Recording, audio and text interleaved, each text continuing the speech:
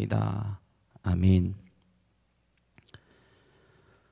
오늘 이 시간 우리에게 주신 하나님의 말씀은 창세기 18장 16절에서 33절까지의 말씀입니다.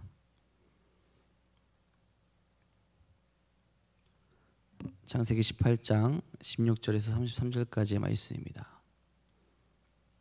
조금 길지만 다 같이 한 목소리로 오늘 우리에게 주신 말씀 받들어 읽도록 하겠습니다.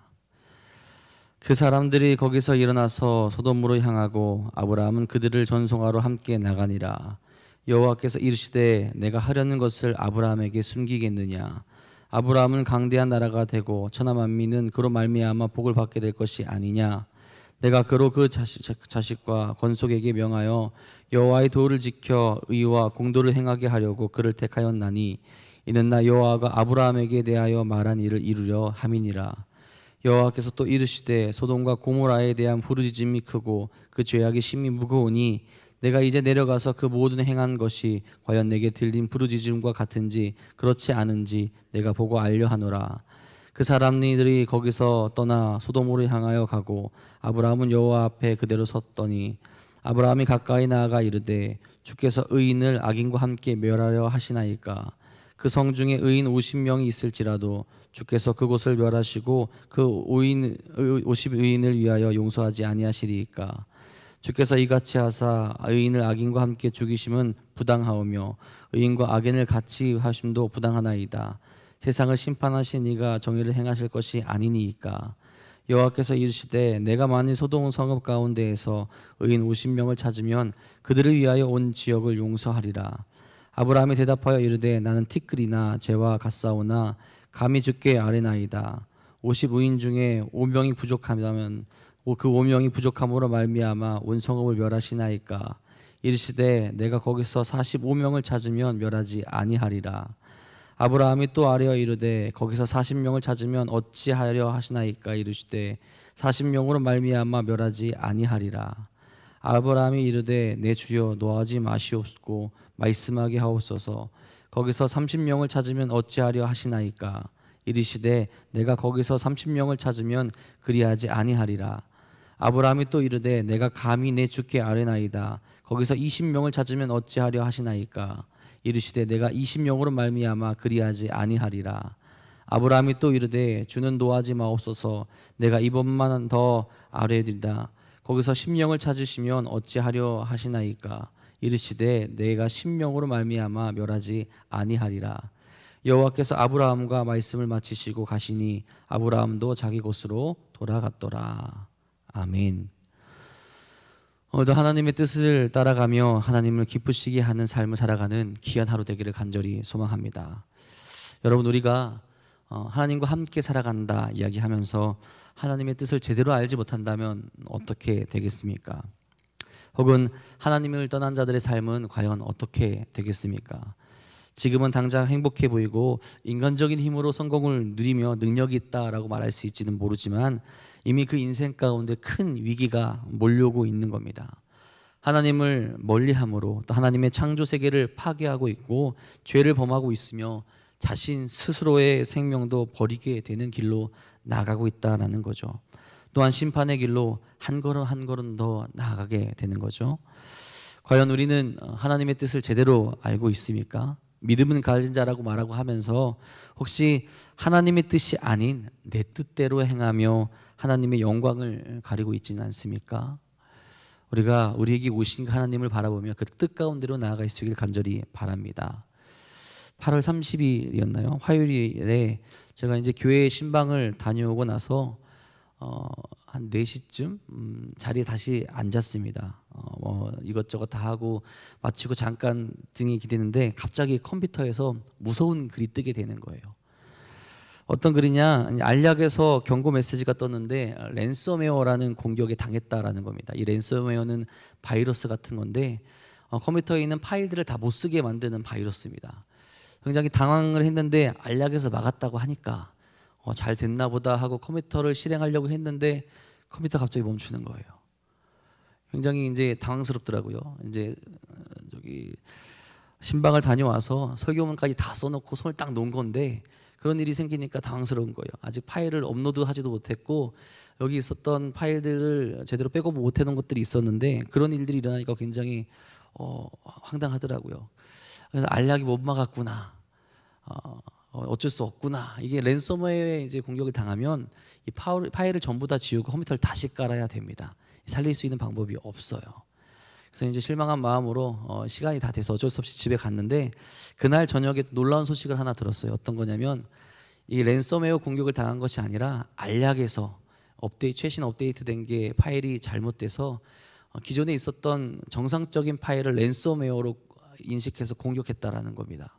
그래서 이 알약을 지우기만 하면 지우면 컴퓨터가 정상적으로 돌아갈 수 있다라고 그렇게 이야기를 하더라고요.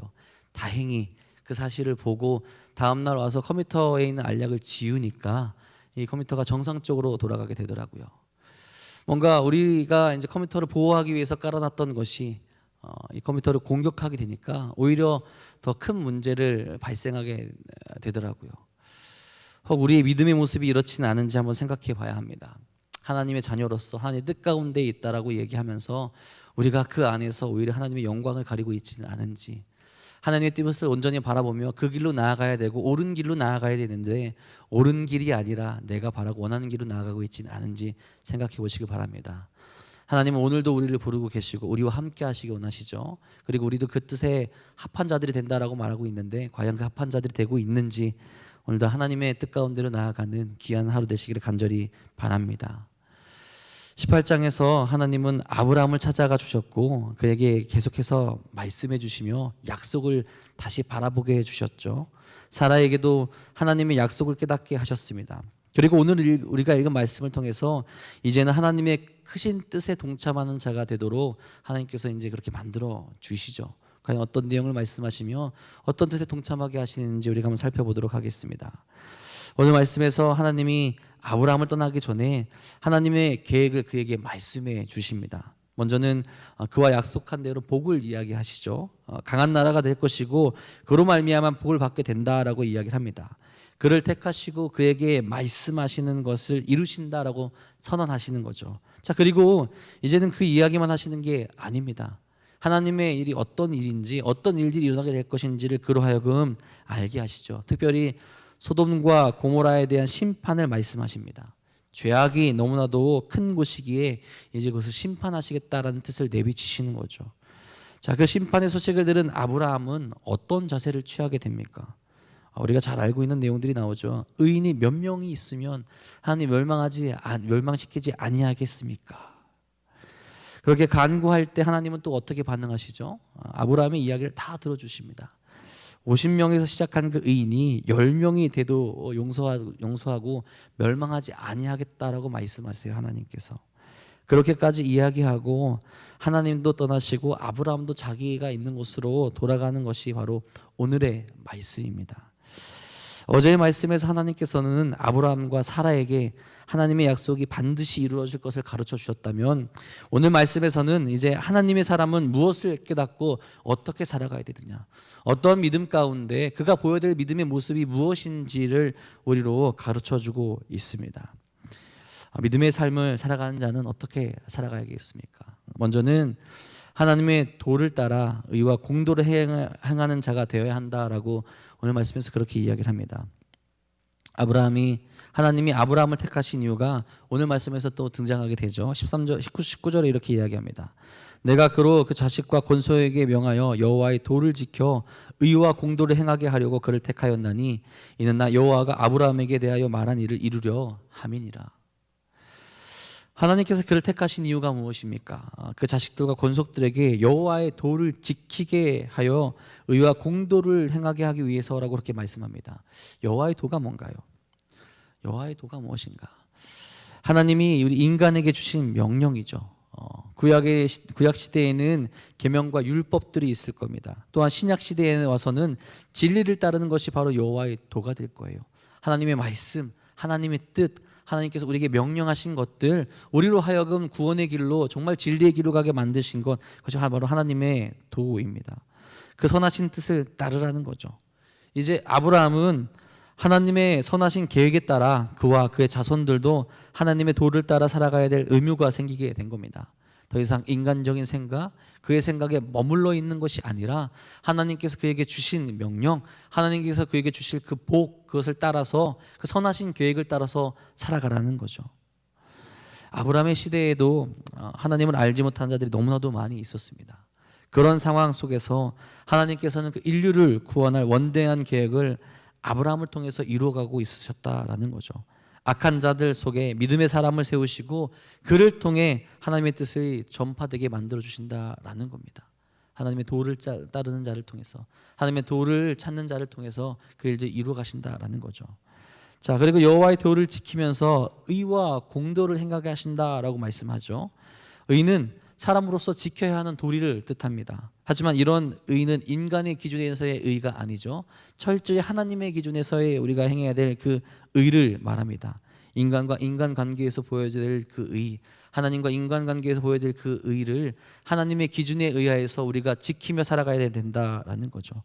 하나님 앞에서 인간이 지켜야 될 도리, 하나님의 기준에서 빗대어 보면서 우리가 반드시 지켜야 될 것들을 우리로 하여금 지키며 살아가게 해야 된다라는 거죠. 그리고 공도라는 것, 원어의 뜻을 살펴보면 판단 혹은 재판이라는 뜻을 가지고 있다고 합니다. 누군가를 판단하며 혹은 나의 삶 가운데 나의 삶을 판단하며 재판하는 그 기준이 우리에게 있어서는 안 된다라는 거죠. 누구에게 있어야 됩니까? 하나님께 있어야 된다는 겁니다. 내가 무언가를 판단할 때, 내가 무언가를 선택하게 될 때, 내가 무언가를 실행하게 될 때 내 뜻과 내 생각이 아니라 하나님의 기준에서 하나님께서 가르쳐 주신 그 기준대로 우리가 판단하며 생각할 수 있어야 된다는 거죠. 나의 모든 것을 하나님께 맞추어 가야 된다는 겁니다. 그러니 의와 공도를 행한다는 것은 인간이 하나님 앞에서 반드시 행해야 될 것들을 하나님의 명령에 따라서 지키며 살아가는 자들, 그들이 되어야 된다라고 하는 거죠. 그것을 누구를 통해 전파되게 될 것이다라고 이야기하십니까? 아브라함을 통해서 전파된다라고 얘기하죠. 정확히 믿음의 사람을 통해서 그것이 전파된다라는 겁니다. 믿음의 사람을 통해서 그 거룩하고 그 의로운 모습들이 특별히 하나님의 나라와 하나님의 사랑이 전파되게 하신다라는 거죠. 그를 통해서 하나님이 어떤 분이신지, 하나님의 사람이 어떻게 살아가야 되는지를 보여주신다라는 거죠. 하나님께서는 지금 아브라함에게 그런 사실들을 가르쳐주고 계신 겁니다. 여러분, 이런 하나님의 뜻이, 하나님의 가르침이 아브라함에게서 멈추게 됩니까? 아니죠. 18절에 보면 하나님은 다시 한번 아브라함과 아브라함의 자손이 강한 나라가 될 것임을 말씀해 주십니다. 이것은 아브라함을 통해서 하늘의 별처럼 그의 자손이 많아질 것을 이야기한 그 민족이 될 것이라는 것을 지키심과 동시에 그 모든 민족 가운데 하나님의 뜻과 하나님의 나라가 또 하나님의 계획하심이 나타나게 된다는 것을 확신하게 해주시는 거죠. 단순히 혈통뿐만 아니라 아브라함의 자손에게는 우리들도 들어가 있지 않습니까?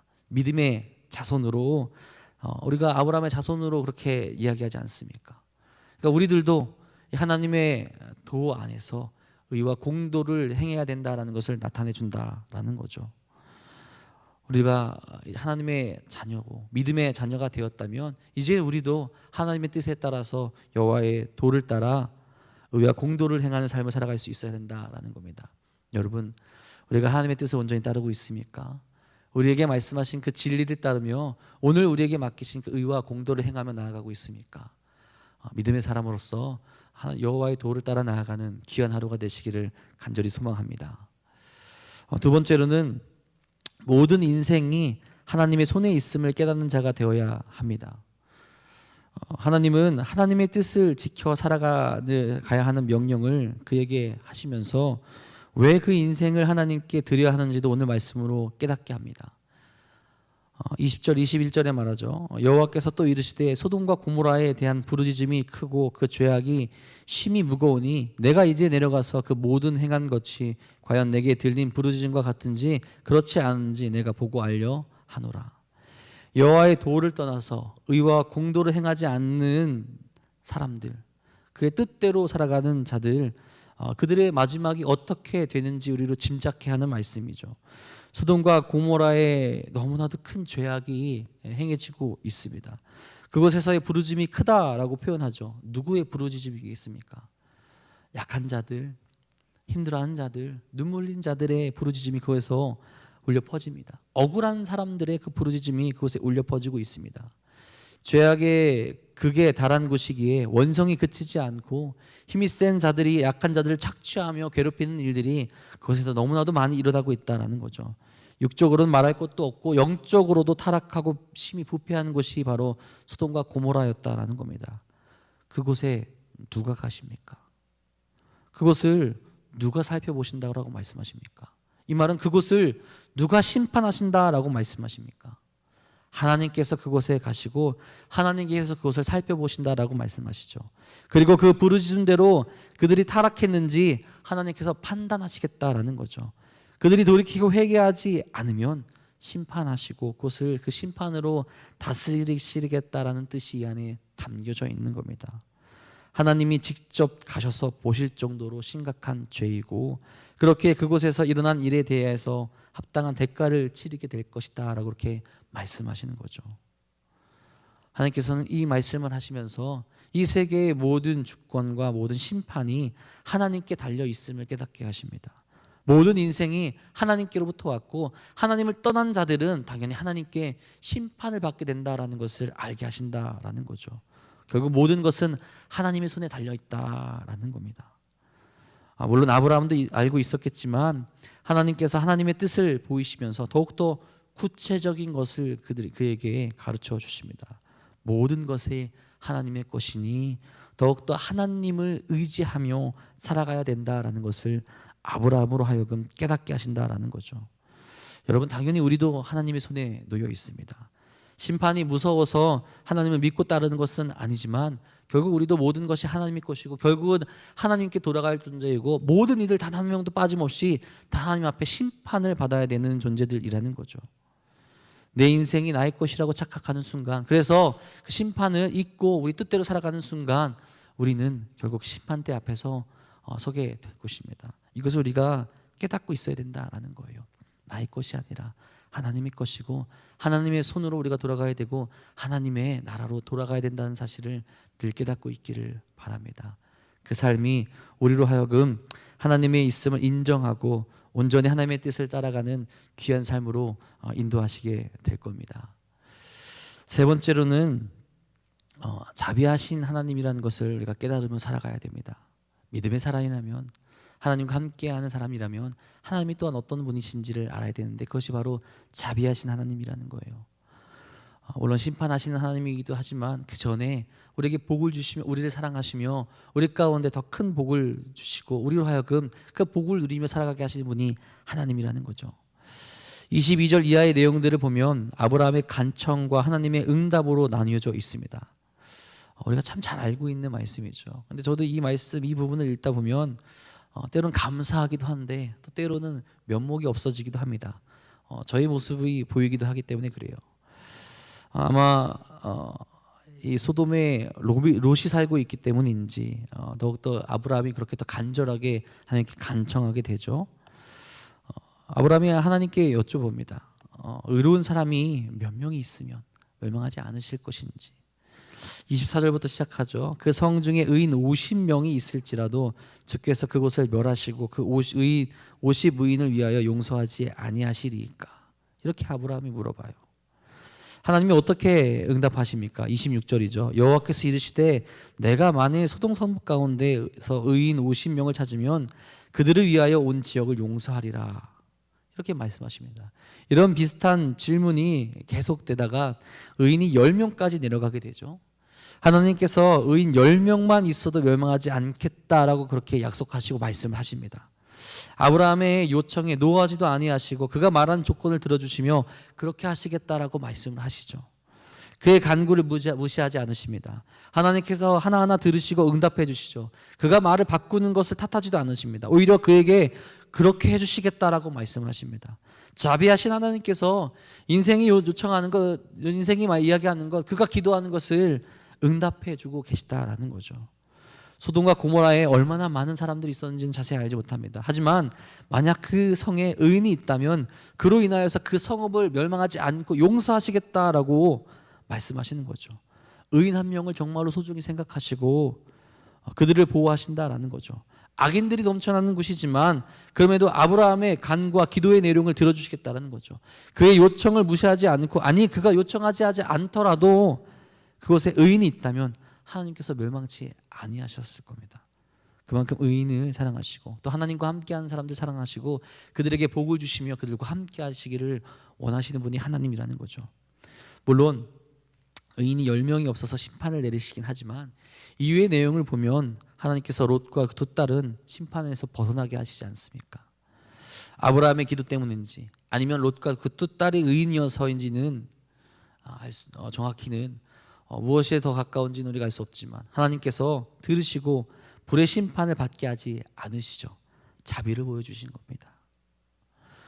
우리가 나아가는 분, 우리가 기도하는 분, 우리가 의지하는 분, 우리가 돌아가야 될 분, 우리를 심판하시는 분은 이런 분이라는 거죠. 자비하시는 분이라는 겁니다. 우리의 기도와 우리의 부르짖음에 응답하십니다. 그리고 우리를 바른 길로 또 복된 길로 인도하시는 분이 하나님이라는 겁니다. 우리가 하나님의 도를 따르며 하나님의 주권을 인정하며 하나님께 우리의 삶을 맡기고 나아가고 우리의 삶 가운데 그 의와 그 공도를 행하게 되면 하나님께서 우리를 지키신다라는 거예요. 하나님 뜻 가운데 머물러 있는 자들의 응답을 무시하지 않으시고 응답하시며 우리에게 그 자비를 베풀어 주신다라는 겁니다. 이제 그 자비로우신 하나님을 따라 우리도 모든 이들이 하나님께 돌아갈 수 있도록 아브라함에 맡기신 사명도 또 우리에게 맡기신 게 아닙니까? 우리도 그 삶을 살아갈 수 있기를 간절히 소망합니다. 하나님, 우리가 하나님의 뜻을 따라 살아가겠습니다. 여호와께서 또 하나님께서 우리에게 약속하셨던 것을 우리가 기억하며 하나님을 이 세상 가운데 가장 영광스러운 분으로 우리가 소개하며 살아가겠습니다. 우리가 또한 그렇게 살아갈 수 있어야 한다라는 거죠. 나의 뜻을 내려놓고 내 생각을 내려놓고 주께 나아갈 수 있기를 간절히 바랍니다. 우리는 오늘 하나님의 뜻을 온전히 따라가고 있습니까? 우리를 부르신 그 목적대로 살아가고 있습니까? 그 뜻을 헤아려 감사하며 살아가고 있습니까? 의와 공도를 행하며 우리의 근원이 되신 하나님께 우리의 인생을 온전히 맡기고 자비하신 하나님께 언제나 기도하며 나아가고 있습니까? 우리가 그 모습을 회복해 나가기 소망합니다. 우리를 지키시고 우리를 보호하시고 우리를 가장 좋은 길로 인도하시는 분이 하나님임을 깨달으시며 그 길로 나아가는 그 뜻 가운데로 나아가는 우리 사랑하는 도남동 교회 성도님들 되시기를 주님의 이름으로 축복하고 축원합니다. 우리 광고 하나 말씀드리겠습니다. 우리 명절을 앞두고 새벽에 교회에 나와서 기도하시는 분들께 선물을 드립니다. 우리 기도하고 돌아가시면서 우리 4층 로비에서 가정당 한 개씩, 가정당 한 개씩입니다. 받아가시길 바랍니다. 기도하겠습니다. 사랑해 주님 감사하고 감사합니다. 우리에게 다시 한번 하나님의 뜻을 깨닫게 하여 주시고 주의 은혜 가운데로 주님을 따라가는 길 가운데로 나아가게 하시니 진심으로 감사를 드립니다. 지금 우리가 어떤 길로 나아가고 있습니까? 정말 하나님의 도 안에서 의와 공도를 행하며 정말 하나님의 뜻을 행하며 나아가고 있습니까? 아니면 나의 생각, 나의 뜻을 이야기하며 하나님의 말씀을 어기며 나아가고 있습니까? 주님, 저희들의 연약함을 불쌍히 여겨주시고 하나님의 도를 바라보며 주의 뜻 가운데로 선하신 계획 가운데로 나아갈 수 있도록 인도하여 주옵소서. 내가 살아가고 있는 모든 것이 나의 것이 아니고 하나님께서 주셨고 결국 하나님께 돌아갈 존재임을 더 깨닫게 하여 주셔서 우리 어리석음을 내려놓고 주 앞으로 나아가는 선하고 지혜로운 자들이 될 수 있도록 인도하여 주옵소서. 그래서 언제나 우리의 기도에 또 우리의 부르짖음에 응답하시는 분이 하나님임을 깨닫게 하여 주셔서 늘 하나님 앞에 기도하게 하여 주시고 그런 하나님께 영광 올려드리며 나갈 수 있는 삶을 살아갈 수 있도록 인도하여 주옵소서. 연약한 이들이기에 연약한 삶을 살아간 저희들이기에 주님 늘 유혹에 넘어가 쓰러질 때가 참으로 많이 있습니다. 그런 저희들 오늘 깨우쳐 주셔서 주의 뜻 가운데를 온전히 살아갈 수 있는 하루 될 수 있도록 인도하시고 이끌어 주옵소서. 많은 이들 하나님께 나아갑니다. 많은 이들이 하나님께 부르짖고 있습니다. 오늘도 주 앞에 우리가 기도하며 나아갑니다. 주님 그런 그들의 마음을 붙들어 주시고 응답해 주셔서 자비하신 하나님을 다시 한번 깨닫게 하여 주시옵고 우리의 인생을 우리의 삶을 모두 하나님께 드릴 수 있도록 인도하여 주옵소서. 주님 그 삶을 살아가는데 넘어지고 아파하는 일이 있습니다. 혹은 육적으로 연약하여서 지금 지쳐있는 이들이 있습니다. 그들에게 임재하여 주셔서 그들의 삶을 만져주시고 회복시켜 주시고 아버지 일으켜 주셔서 다시 한번 주님과 함께 나아갈 수 있는 삶을 허락하여 주시옵소서. 이 세상 가운데도 하나님을 알지 못하며 악을 행하는 자들 너무나도 많이 있습니다. 주님, 그들을 불쌍히 여겨주시고 그들에게 하나님의 말씀과 하나님의 사랑하심이 전파되어질 수 있고 그들이 받아질 수 있도록 이끄시고 인도하여 주시옵소서. 그 귀한 일에 어떤 저희들을 사용하여 주셔서 아버지, 저희들이 하나님의 사랑을 온전히 전할 수 있는 일 또한 행할 수 있도록 인도하여 주옵소서. 오늘도 하나님의 뜻 가운데로 나아가기 소망합니다. 그 뜻을 위하여서 기도하는 이들, 저희들의 마음과 기도를 들어주시옵고 하나님께서 이루실 그날에 응답하여 주셔서 살아계신 하나님을 언제나 찬양하며 나아갈 수 있는 저희 될 수 있도록 인도하여 주옵소서. 오늘도 주께서 우리와 함께 하시며 우리를 이끄실 것 믿사오며 우리 사랑하신 우리 구주 예수 그리스도의 이름으로 감사하며 기도합니다. 아멘. 하나님, 오늘도 그 길로 나아가게 간절히 소망합니다. 우리를 지키시고 우리를 보호하시고 우리 함께 하시는 그 주님의 뜻을 바라보 나갈 수 있게 간절히 바랍니다. 주님, 어떤 것을 바라보고 있습니까? 무엇을 바라보고 있습니까? 그 뜻 가운데로 나아갈 수 있도록 인도하여 주옵소서. 아버지, 그들을 바라볼 수 있도록 인도하여 주시옵소서. 그네 가운데 달려갈 수 저희 될 수 있도록 인도하여 주옵소서. 무엇이 우리에게 있는지, 어떤 것을 바라봐야 되는지 아버지 의와 진리의 길로 나갈 수 있는 삶을 우리에게 허락하여 주옵소서. 비록 저희들이 연약할